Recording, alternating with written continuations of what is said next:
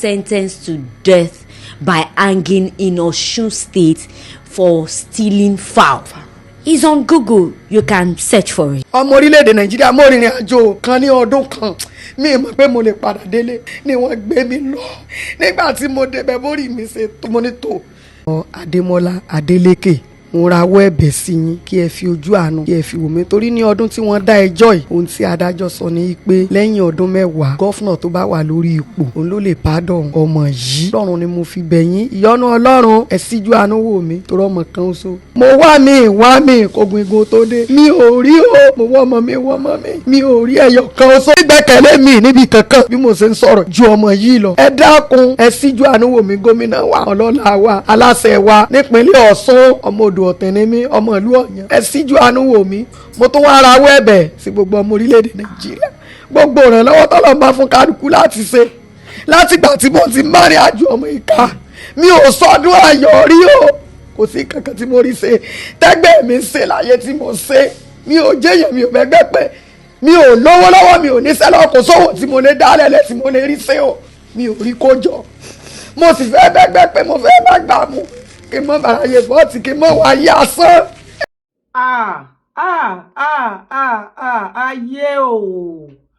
ayé o ìkúnlẹ̀ abiyamọ 14 years lọ́mọ yẹn ti wà nínú prison 14 good years lórí ipò jí chicken lásán lẹ́ni pé kí wọ́n lọ pa kó kú kó jẹrà síbẹ̀ torí chicken kú kúrúkúkú ìkúnlẹ̀ abiyamọ ẹ wò kúnlẹ̀ abiyamọ mo bímọ púpọ̀ kò láyọ̀lé mo bímọ púpọ̀ kò láyọ̀lé ẹni ọmọ sì mà ló bímọ wá ẹ wá wáyé abiyamọ ta ló ṣe yìí fàbíyamọ ayé o iná ọmọ ò ní jó wa o what kí ló dé kí ló le tẹ́lẹ̀ ọmọ yẹn ti lò 14 years ó ti lò 14 good years by hanging sentenced to death by nínú ọgbà ẹ̀wọ̀n bẹ́ẹ̀ torí pé ó jí chicken ókè ká tẹ̀ wá sọ wípé ó jí chicken kí ni wèrè ẹjọ́ èèyàn tó wá pààyàn Nàìjíríà ẹjọ́ kí lẹ dá fún tó o bá pààyàn láyé tó o ní good lawyer wẹ̀lẹ́ wọn lè má pa ẹ́ àwọn country kan wà tó yẹ pé tó o bá pààyàn gan tó ní lawyer 7 years ní imprisonment nǹkan tó bá mú Emefiele ọmọ fi ó lélẹ̀ Yaya Bello past governor present one past head of state present one àti gbogbo wọn minister past minister present one senator governor local government títí dórí councillor tí à ń gbọ́ pé wọ́n jí billion trillion tí Nigeria government wọn ò dẹ̀ rí kankan ṣe tí wọ́n tiẹ̀ sí lọ́gbà ẹ̀wọ̀n rárá àbẹ́yìn ò rí Yaya Bello ní.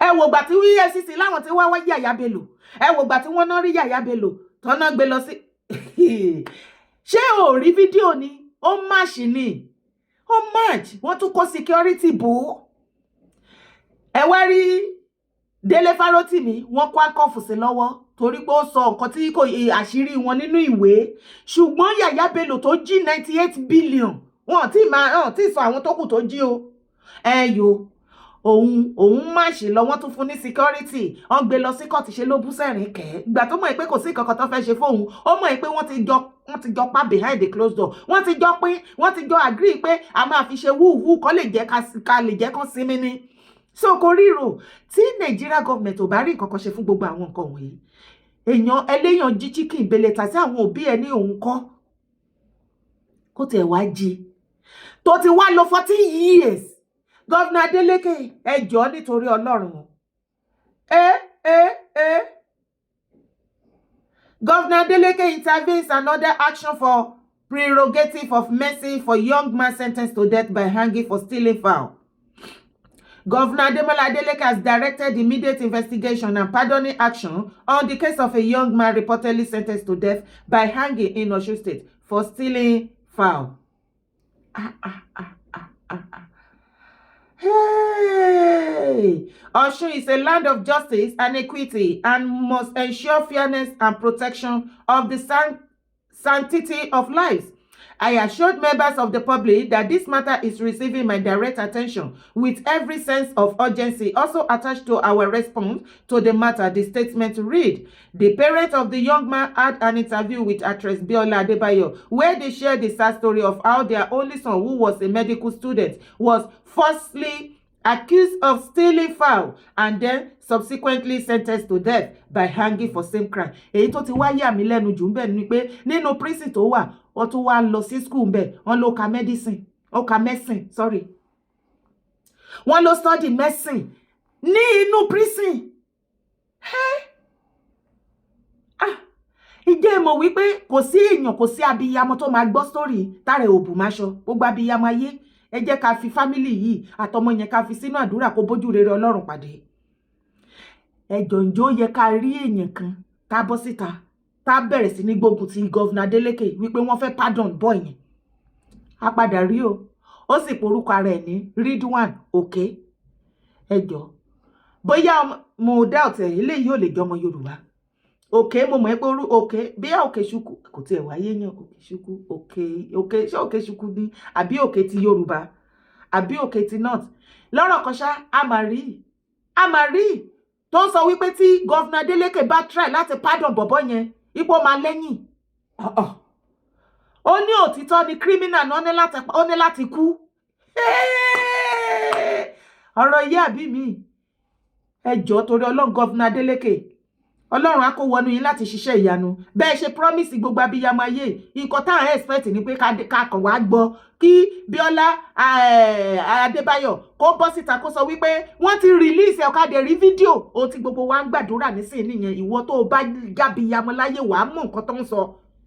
Iná mọ̀ ní jẹ́ ẹ̀yìn àtẹ̀mí o ẹ jọ̀ọ́ nítorí Ọlọ́run ẹ jẹ́ kí sáré gbé yín dé ọ̀dọ̀ Ridwan òkè kẹgbọ́ àwọn ọ̀rọ̀ tó ń fúnra lára ẹ̀ sọ wípé wọn ò gbúdọ̀ pardon bọ̀bọ̀ yẹn.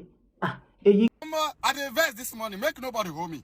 I dey vex because make it make sense for this country now we dey. Now Nigerian judiciary sentenced a young man to death by hanging simply because he stole a fowl. Meanwhile, Yahaya Bello stole billions. Not be small billions, so billions that would have bettered the life of Kogi or EFCC arrested him, court granted him bail of 500 million and asked him to go home and relax. We there for this country. EFCC arrest my former Delta State Governor, Ifeanyi Ato Okowa, for unable to account for 1.3 trillion. EFCC grant him administrative bail, ask him to go out and relax. We there for this country. All Jews or Carlo stole Abia people's money. What happened? Supreme Court, the highest court in the land, gave a judgment and said that they convicted all Jews or Carlo cannot stand because he was not the judge that was supposed to give the judgment that gave the judgment. Therefore, the judgment cannot stand. They can't tell all Jews or Carlo make it, they go house. My way see billion, so they say make it, they go house. The Supreme Court give another judgment. Say that EFCC not going to try all Jews or Carlo again because they don't try them before. It was not based on substance of the matter, but based on technicality. But today, the same judiciary, they sentenced a young man to death by hanging for stealing a fowl. Make it make sense.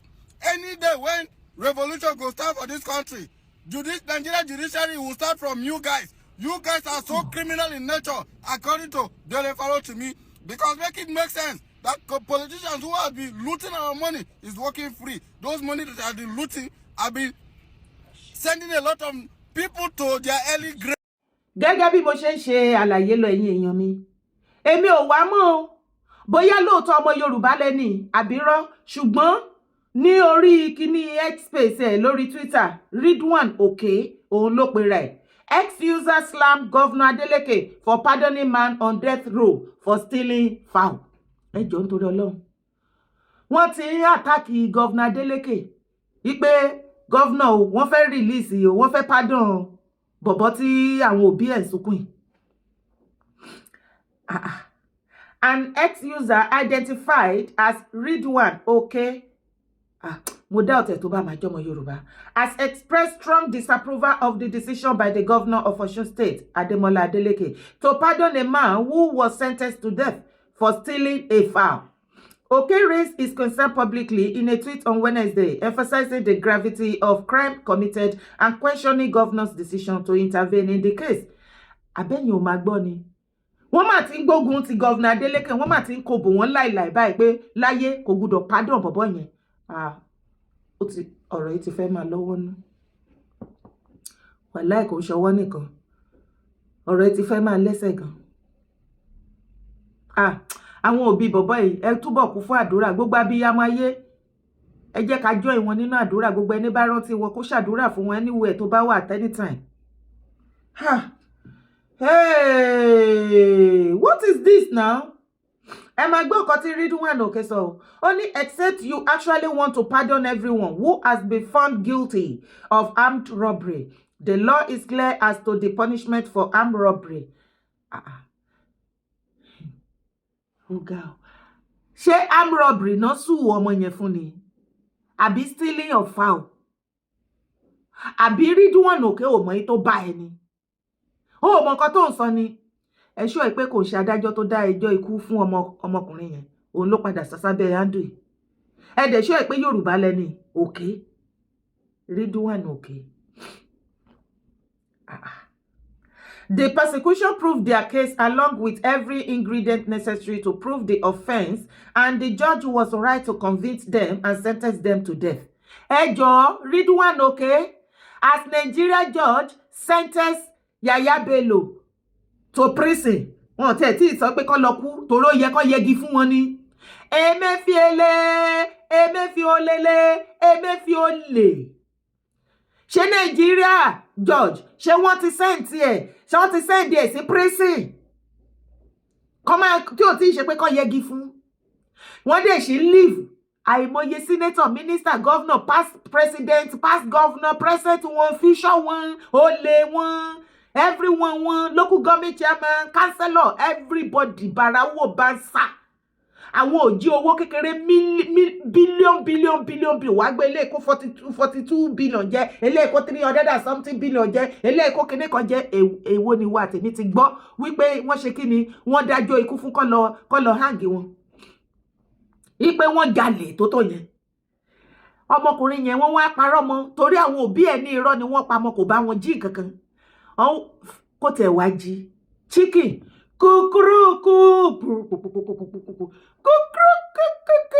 chicken ló ti di armed robbery. Wọ́n lọ ṣàánú. The prosecution proved their case along with every ingredient necessary to prove the offense, and the judge was right to convict them and sentence them to death. The offense was committed using a cutlass and a gun. Wọ́n lo cutlass àti ìbọn láti rọ́ọ̀bù fún chicken. Wàhálà ti wà. Anyone using a cutlass and a gun to commit robbery, whether to steal a fowl or a pencil, is capable of killing for that fowl or pencil if they found anyone in their way. And that is exactly what would have happened to the owner of the house they robbed if that one had been overpowered. Arguing that politicians steal money and get away with it doesn't quite absolve this guy. Gbogbo abiyamọ ayé, ẹ má bínú bí mo bá ṣe sound code ni o. Gbogbo abiyamọ ayé, àwọn ọmọ wa ìṣẹ̀dá wọn ò ní gbàbọ̀dé, wọn ò ní rógun elénìní àti wá àti ní. Gbogbo elénìní tata apurọ́mọ́ ni tako ni àbí téèyàn afẹ́ rí àánú gbà takú sẹ́ pé àánú yẹn ò tọ́ sí ẹ. Irú ìṣẹ̀dá bẹ́ẹ̀ tó súnmọ́ ẹni àbó jìnnà sí ẹ ní àyíká ẹ tó ń bínú ẹ, ó ń bínú ọmọ ẹ, gbogbo nǹkan tó jẹ́ tiẹ̀ ló ń bínú. Yẹ̀ tó dẹ̀ ń bá ẹ ṣe, ó ń bá ẹ jẹ, ó ń bá ẹ mọ́, ó ń bá ẹ rẹ́rìn-ín. Kódà irú wọn á tún máa ṣàdúrà. Irú ìṣẹ̀dá bẹ́ẹ̀ Ọlọ́run kó bá wa pé wọn ní ipá. Ọlọ́run kó pé wọn ní ipá. Ẹ wo elénìní ẹ gbà mí. Ẹ̀yàn bíyamọ ayé ẹjẹ́ arántí àwọn parent ọmọ yìí nínú àdúrà àtọmọ yẹn o. Ṣé Ṣẹ́gun náà porúkọ ẹ̀? Ẹjẹ́ arántí ẹ̀ nínú àdúrà o. Elénìní rèé o. Ṣé kìíní yóò ti fẹ́ máa mú ogun ìdílé dání báyìí? Ó dẹ̀ pọ́n ti tọwọ́ bọ kìíní yìí o. ẹ gbà mí, ṣó ní anybody tó normal ní Nàìjíríà tó bá sọ wípé ó gbọ́rú story tí àwọn òbí ọmọ yẹn tó sì jáde tí wọ́n ṣe àlàyé, ǹjẹ́ ó yẹ ká rí anybody tá sọ wípé irọ́ kò yẹ kí wọ́n pardon ẹ̀?